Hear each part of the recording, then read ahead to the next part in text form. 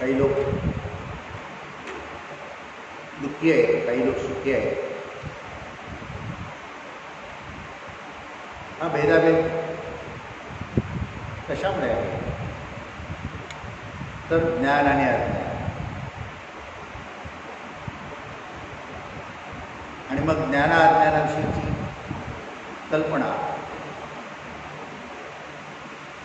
ही प्रत्येकाची वेगवेगळी आहे. शाश्वताचं ज्ञान फार कमी लोकांना आहे. कुठल्या एका प्रकारची माहिती असणे भौतिक स्वरूपामध्ये जे काय आहे विषय, भौतिक स्वरूपामध्ये जे विषय आहेत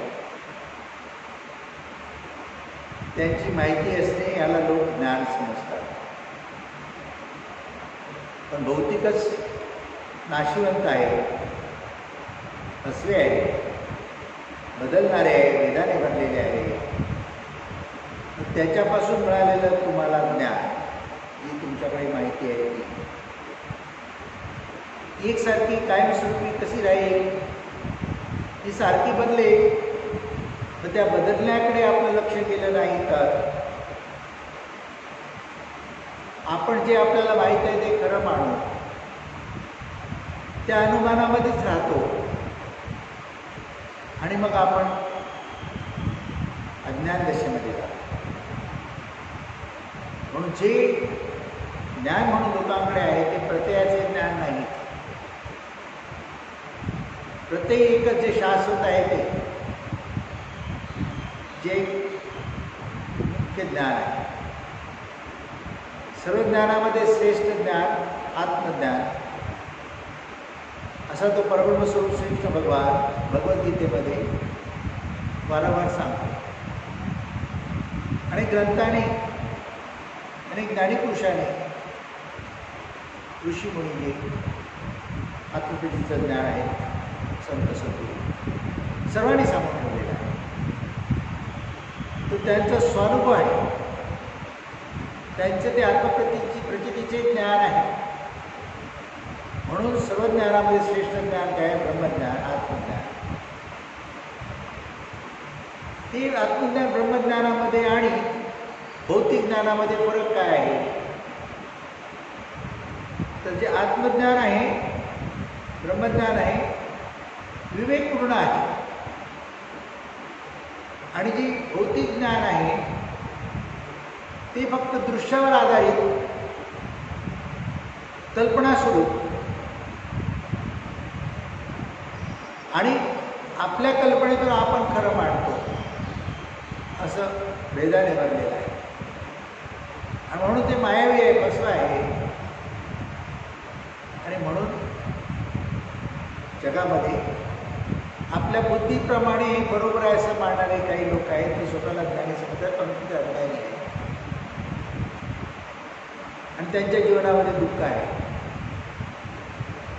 खूप शिकला, डिग्री पदवी उपाधी मिळवली म्हणून ब्रह्मज्ञान येत नाही. भौतिकाचं ज्ञान जरूर मिळते, पोट भरण्यासाठी त्याचा उपयोग जरूर होतो, व्यवसाय धंद्यासाठी, नोकरी धंद्यासाठी त्याचा जरूर उपयोग होतो. परंतु शाश्वत सुखसमाधान त्याने प्राप्त करता येत नाही. मोक्षमुक्ती तर दूरच राहील. शाश्वत सुख शांती समाधान प्राप्त होण्यासाठी ज्ञान पाहिजे. ज्ञान म्हणजे आत्मज्ञान, ब्रह्मस्वरूपाचं ज्ञान, जे ब्रह्मस्वरूप नित्य आहे. म्हणजे जे निराकार जेवढा आहे, निराकार म्हणून एकच आहे. निराकार जे आहे ते नित्य आहे, शाश्वत आहे. आणि त्याच्या ज्ञानातून शाश्वत सुख शांती समाधान आणि मोक्षमुक्ती प्राप्त होते. विवेक घडतो. विवेकामुळे संशयाचा नाश होतो, संभ्रम दूर होतो, भीती दूर होते आणि एक दिव्य दृष्टी प्राप्त झाल्यामुळे योग्य अयोग्य सारसार निवाडा करता येतो आणि मग असाराचा त्याग, अनित्याचा त्याग, असत्याचा त्याग सहजपणे घडतो आणि जे नित्य आहे, शाश्वत आहे, सार आहे, त्याचा अंगीकार केला जातो. जीवनात सुख, शांती, समाधान कोणी हिरावून देऊ शकत नाही.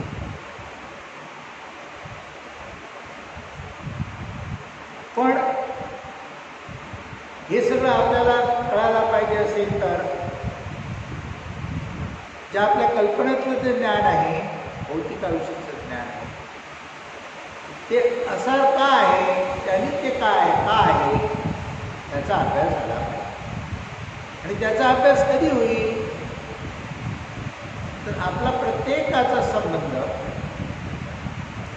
आपल्या देहाशी आहे आणि देहाचा संबंध विश्वाशी आहे, भौतिक जगताशी आहे. तर आपल्या देहाचं ज्ञान झालं पाहिजे आणि भौतिकाचं ज्ञान झालं पाहिजे. भौतिकाचा अभ्यास केला तर भौतिक म्हणून काही पंचमहाभूते, पृथ्वी, तरंग, ती खसते, दुबंगते, नाश पावते, गिळते, म्हणजे ती अनित्य आहे.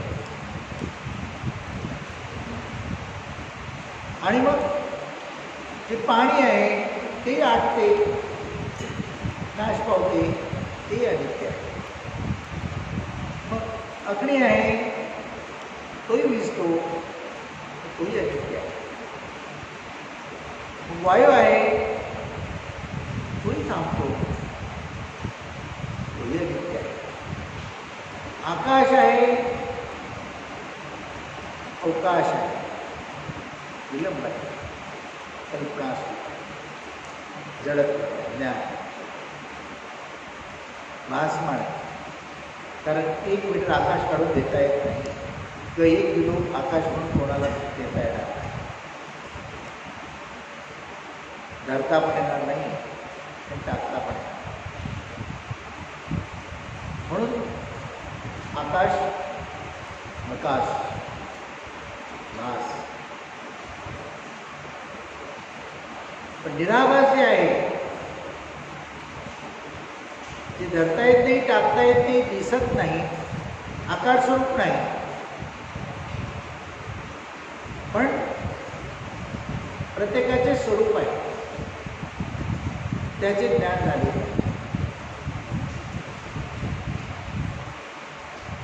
आपण आपली कल्पना काय आहे, हा देह म्हणजे आपण आणि आपण सर्व करतो, करते आपण आहोत अशी आपली कल्पना आहे. पण देहाला कोणी केलं, देहाला कोणी बनवलं, म्हणजे आपण आधी कोणीतरी करता आहे ना, आणि तो देहाला चालवतो, देहाकडून करून सगळं घेतोय. मग आपण करते कसे? आपण करते हा फुकटचा उठा अभिमान आहे, अस्वा आहे, आणि तो दुःखामध्ये घालतो, अहंकार वाढवतो, अज्ञान दशा निर्माण करतो. आपण नाहीच आहे, आपण नुरावे, मीपणे नुरावे, मी म्हणून देह म्हणून आहे, त्याने आपण नुरावे, आपण नुरावे आत्मस्वरूपाने उडावे. तर ते आहे, तुम्ही नाही म्हटले तरी ते आहेच, ते उडणारच आहे. म्हणजे मिथ्या कल्पित पुरुष जो आपण आहे, मी आहे, हा मिथ्या आहे कळला पाहिजे. देह पंचमहाभूताचा आहे. अन्नरस अन्न जे आहे ते पंचमहाभूतातून तयार झालेलं आहे, त्या अन्नरसातून हा तयार झालेला आहे. पण त्या पंचमहाभूतांना निर्माण करणारा, पंचमहाभूतातून अन्न निर्माण करणारा, अन्नातून अन्नरस निर्माण करणारा, अन्नरसातून काया घडवणारा, तो सर्वांच्या आधी आहे आणि तो करता भोगता आहे. आपण वृत्ता कल्पना करतो, तिथेच आपण फसलेला आहोत. म्हणून आपल्याला जर त्याची आठवण सतत राहिली तर आपली ज्ञानदशा अखंड राहील. मग सगळ्यात मोठं काय आहे,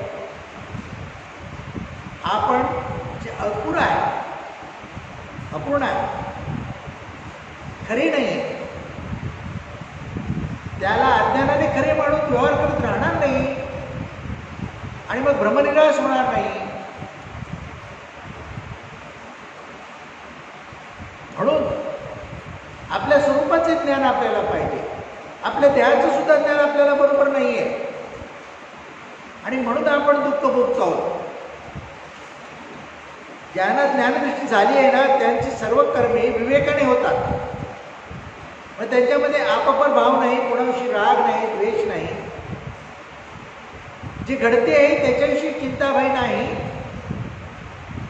तर करता करिता तो आहे, तो माझे स्वरूप आहे, मी तो एकच आहे. देह पंचमहाभूताचा, पंचमहाभूताच्या विश्वावर त्याचा परिणाम होतो, त्याचा देहावर परिणाम होतो आहे.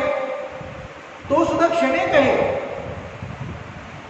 काळ समयामध्ये तो बांधलेला आहे, तो शाश्वत नाही आहे. मग चिंता बाई कशाला करायची? काही काळासारखं स्वप्नामध्ये काही भयानक स्वप्न पडलं आणि स्वप्नात अनेक गोष्टी घडल्या. जागा झाल्यावर त्याचा काही परिणाम आपल्यावर आहे का? मग जे अज्ञानात आहे ते स्वप्नवत आहे आणि अज्ञान दशेत त्या गोष्टी खऱ्या म्हणून जीवन का जगावे? मग चिंताबाई शिल्लकच राहणार आहे. म्हणजे शाश्वत आहे, नित्य आहे आणि ते अनित्य आहे, शाश्वत आहे. दोघांचंही ज्ञान पाहिजे. अंधार गेल्या जाण्यासाठी प्रकाश पाहिजे. प्रकाशाला की अंधार राहत नाही, प्रकाश गेला की अंधार पसरतो. म्हणून ज्ञान आलं तर अज्ञान आपोआप दूर होणार. म्हणून अज्ञान दूर होण्यासाठी अज्ञानाचं ज्ञान व्हायला पाहिजे. अज्ञानाचं ज्ञान म्हणजे ज्ञान व्हायला पाहिजे. सत्याचं ज्ञान आहे ते, त्याचं ज्ञान झालं तर अज्ञानाचं ज्ञान होतं, ते आपोआपच फिरलं जातं, नाहीसं होतं. मुद्दाम काही करायला जायची गरज नाही. आईच्या गर्भाशयामध्ये तुझ्या देहाची रचना झाल्यापासून तो बाहेर येईपर्यंतची तुझ्याकडे काही आठवण आहे का? कधी विचार करून बघा. देह मी म्हणताना मग त्या देहाची तुम्हाला आईच्या गर्भाशयात असताना, रचना घडत असताना बाहेर येईपर्यंत कुठली आठवण आहे तुमच्याकडे? कुठलं ज्ञान आहे? तेव्हा त्या देहाचा करता भोगता कोण होता? म्हणजे सर्व काही सत्य त्याची आहे. त्याची ज्यालाच आठवण आहे ना, तो सुखी आनंदी आहे. आणि मी करतो, मी करणार आहे, मला असं करायला पाहिजे, मला तसं करायला पाहिजे, माझ्यावर ही जबाबदारी आहे, माझ्यावर ती जबाबदारी आहे. अरे भगवंतावर सोपवून त्याचं नाव घेतलं, तो करेल ते स्वीकार, काय होत नाही, सुखी होशील. हे ज्ञानी लोकांनी जाणलं, संतांनी जाणलं, शास्त्राने जाणलं, सगळ्यांना ते टाऊ करून सांगतायत. पण अज्ञान भ्रांतीमध्ये अडकल्यामुळे आपण समजतो ते बरोबर आहे, दुनिया करते ते बरोबर आहे, त्याप्रमाणे चालतात. मेंढरासारखे चालताना खड्डा असला तर ते एक मेंढरू उडी मारली की दुसरं मारतं, किती खड्डे आहे बघत नाही, गेले खड्ड्यात ते सगळे पडले. तशीच अवस्था लोकांची चाललेली आहे ज्ञान भ्रांतीमध्ये. म्हणून जीवन सुखाचं व्हायला पाहिजे, ज्ञान व्हायला पाहिजे. आज जे जे विश्वामध्ये आपण पाहतो, वापरतो आहोत, ते सर्व पंचमहाभूतापासून बनलेलं आहे आणि पंचमहाभूते नाशिवंत आहेत, आणि ते सुद्धा नाशिवंत आहेत. मग त्याच्यासाठी भांडाभांडी कशाला? जे जाताना या देहाला घेऊन जायचं नाही, येताना त्याने आणलं नाही आहे. कोणीतरी सांगितलंय तुझ्या बापाचं आहे, तुझं आहे, बस भांडतो त्याच्यासाठी, भांडतो त्याच्यासाठी. आणि कधी ते टाकून जातं ते कळतच नाही, कधी हातात सुद्धा तेही कळत नाही. ह्या सगळ्या परिस्थितीच्या आठवणी ते ज्ञानाने राहिले तर चिंताबाई करायची गरज नाही, हाडांच नाही चिंताबाई, जीवन सुखाचं आहे. आपल्या ठिकाणी ज्ञान आहे, आपले स्वरूप एक ज्ञानस्वरूपच आहे. कारण ईश्वर मुळात ज्ञानस्वरूप आहे. त्या ज्ञानालाच आपण पुजतो भजतो. गणपतीला पुजता भजता म्हणजे काय? त्या ज्ञानाला भजता पुजता. म्हणून सुख करता दुःख हरता चतुर्दशीला पुजतो. आणि तुम्ही गणपती आहात, तुमच्यामध्ये तो आहे. तुम्ही सगळे देव बाहेर शोधल्यामुळे देव तुम्हाला कधी भेटत नाही, त्याच्याकडून तुमचं कल्याण होत नाही. देव तुमच्या आत शोधा, तो आतच बसलेला आहे. आणि ज्याला भजतात त्याच्या आतमध्ये आहे, जे दिसतं त्याच्यामध्ये नाही आहे. आकार जेवढे आहे तेवढं नाशिवंत आहे, पंचमहाभूतात्मक आहे, जडत्व आहे, अज्ञान स्वरूप आहे. जे निराकार आहे तेवढं शाश्वत आहे, सत्य आहे, ते माझे स्वरूप आहे, तोच परमात्मा ईश्वर आहे. आणि ते ज्ञान स्वरूप आहे, आणि ते ज्ञान माझ्याकडे आहे, पण मला त्याची ओळख नाही, मला त्याचा विसर पडलेला आहे. संत सद्गुरू महत्प्रयासाने महत्भाग्याने भेटलेले असतात आणि ते ज्ञान आपल्याला देतात. ते आपण जर अंगीकारलं, स्वीकारलं तर मोक्षमुक्ती तर तुमच्या दारात आहे. पण तुम्हाला ईश्वर स्वरूप प्राप्त होते, नराचा नारायण होतो, भगवत स्वरूप प्राप्त होते, त्रिकाल ज्ञान होते, त्रिकालाचे ज्ञान होते. संभ्रम, भय, चिंता काही राहत नाही. दुसऱ्याला मार्गदर्शन करायला त्या ज्ञानाचा परिपूर्ण उपयोग होतो. आपला उद्धार करतोच, पण इतरांचाही उद्धार करतो. कारण ते ज्ञान खरे आहे, ते देण्यामध्ये, ते वाटण्यामध्ये खरा आनंद आहे. बाकी तुमच्याकडे असणारी धनसंपत्ती तुम्ही वाटू शकत नाही, तुम्ही लपून ठेवता, सांभाळत बसता, आणि कुठल्या मार्गाने केव्हा तुमच्या हातून सुटेल तुम्हाला पत्ता नसतो. म्हणजे आपले नाही आहे ते आपले म्हणून धरून बसून दुःख आयुष्यभर करतो माणूस. जे आपले स्वतःचे आहे त्याची ओळख नसल्यामुळे जन्ममरणाच्या फेऱ्यामध्ये अडकतो आणि अज्ञान दशेमध्ये या जन्मामध्ये दुःख भोगतो. संत सद्गुरू टाळो म्हणून सांगतायत, आपला देह कष्टवतायत आणि ज्ञान मोकळं करून देत आहेत. घेणारा नाही, कारण सगळे मायेचे भक्त आहे. पूर्वजन्मामध्ये खूप पाप करून जन्माला आले, तो खूप मोठी वासना घेऊन, इच्छा घेऊन आलेली आहे. ती इच्छा वासना या जगामध्ये भरलेली आहे, त्याच्या मागे लागलेली आहे.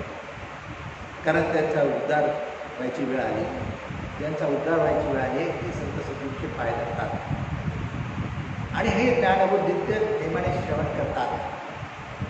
रामदास स्वामींनी या पंचमहाभूताचं ज्ञान सांगताना आकाराने निराकाराने एवढंच या समाजात सांगितलेलं आहे, पण त्याला नाव काय दिलं त्यांनी? लघुबोध. हा लघुबोध नाही आहे, महाबोध आहे, हा खरा बोध आहे. पण हा लघुबोध हा श्री गणेश आहे. हा कळला तर पुढचं सगळं कळतंय. बस तुझी स्वतःची तुला ओळख आहे, तर तुला विश्वाची ओळख आहे, तुला तुझ्या परमात्मा स्वरूपाची ओळख आहे, तुला देहाने ओळख आहे, जी तुझी फसवी ओळख आहे, नित्या ओळख आहे. पण तुला आत्मस्वरूपाने तुझी ओळख आहे, ती शाश्वत आहे, सत्य आहे, तेच तुझं ईश्वरी स्वरूप आहे. देव ईश्वर दुसरा कोणी नाही. देव ईश्वरामध्ये दोघे नाही आहेत, एकच तो आहे आणि तो सर्वांमध्ये बनलेला आहे. ज्ञान कळा म्हणून सर्वांमध्ये तो वावरतो आहे. पण पूर्वसंचिताचं फळ म्हणून जी वासना आहे धारण करून अहंकार रूपाने वावरतो आपण, त्यामुळे त्या शुद्ध सत्व निजस्वरूपाचा विसर करून आपण जीव बनतो आणि अज्ञान दशेत दुःख भोगतो. म्हणून जीवनामध्ये सुख शांती समाधानाचा एकच उपाय आहे आणि ते ज्ञान, आत्मज्ञान, स्वरूपज्ञान. आणि ते ज्ञान सद्गुरू भक्तीतूनच प्राप्त होऊ शकते, वेदातल्या भक्तीतून नाही. अद्वैत भक्ती सगुणातूनच निर्गुणाकडे जायचं आहे, पण सगुणात निर्गुण आहे जाणून साधन भक्ती करायला पाहिजे. नुसतं आकाररूप सगुणाला बदलून चालत नाही. पण सगुण रूपे मायावी आहे. आतलं त्याचं जे खरं स्वरूप आहे तो ईश्वर देव आहे, ते आणि तू एकच आहे, तुझं स्वरूप तेच आहे, वेगळे नाही. ती एक होण्यासाठी भक्ती आहे. पण वेगळे समजून करतात तर भेट कधीच होत नाही. भेटी नाही, दर्शन नाही. जे दर्शन झालंय ते आकाराचे झाले. आकार मिथ्या आहे, पंचमहाभूताचा आकार आहे, तो नाशिवंत आहे. मूर्त्याचे जातात, मूर्त्या झिजतात, नसतात, नाश परत कधी गाडलेली मिळाली स्वयंभू म्हणतात. स्वयंभू म्हटलं तर कोणीतरी बनवलं होतं पूर्वी, कुठेतरी तो कुठेतरी उत्कलन झालं, भूकंप झाला, काहीतरी झालं पूर्वीच्या काळामध्ये, त्याच्यामध्ये गाडला गेला, परत कुठेतरी तो मिळाला. लोक नाव देतात स्वयं. सगळे कल्पनेचे देव. शास्त्रात सांगितले कल्पनेचे देव कल्पांती नासती, काही शिल्लक राहत नाही. पण तो आज बसलेला आहे, तो सर्व सत्ताधारी आहे, तो विश्वाचा मालक आहे, तो कर्ता भोक्ता आहे.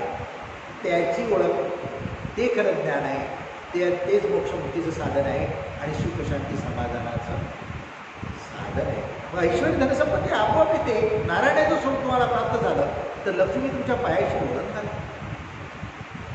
तुम्ही तुमच्या ओळखीत राहायला शिका. तुम्ही परमात्म्यासोबत त्या ओळखीत राहायला शिका.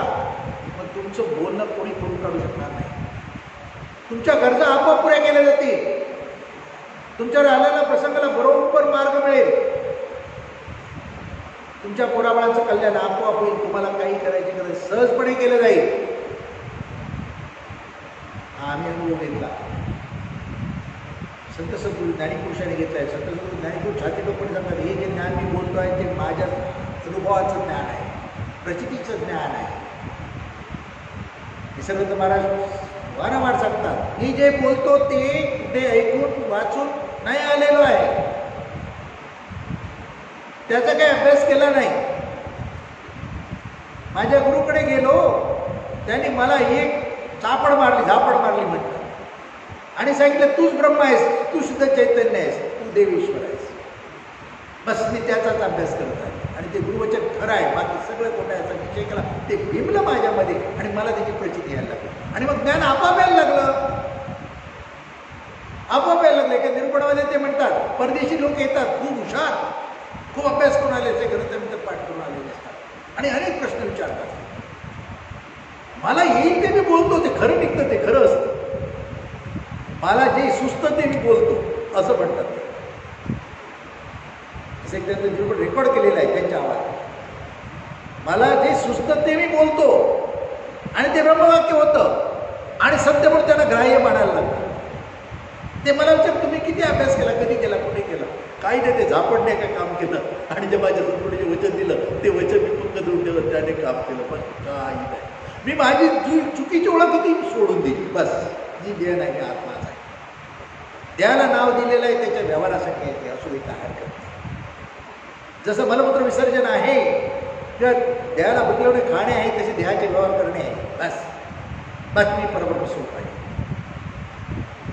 ते परमस्वरूप म्हणून प्रकट होण्यासाठी देहाची गरज आहे, पण देहाची काळजी घेणे आहे. बाकी देहाशी माझं नातं काय दुसरं. देहाचा करताच मी आहे. देह मला ओळखत नाही, मी देहाला ओळखतो. देह त्या ब्रह्मस्वरूपाला ओळखत नाही, देह स्वतःला ओळखतो आणि म्हणून अज्ञान दशेत जातो. जो हा अपरोध देहाचा झालेला आहे, हा त्याच्यावर जो उट्टा आलेला आहे अज्ञानाचा, तो त्याला घातक ठरलेला आहे. तो दूर ज्ञानभक्तीने होणार आहे, सद्गुरू ज्ञानबोधाने होणार आहे. म्हणून जीवनामध्ये परमार्थ पाहिजे. परमार्थी तो राज्यदारी, परमार्थ नाही तो विकारी, असं म्हटलेलं आहे. संतवचन आहे, ते अगदी सत्य आहे. राजा हरिदास राजा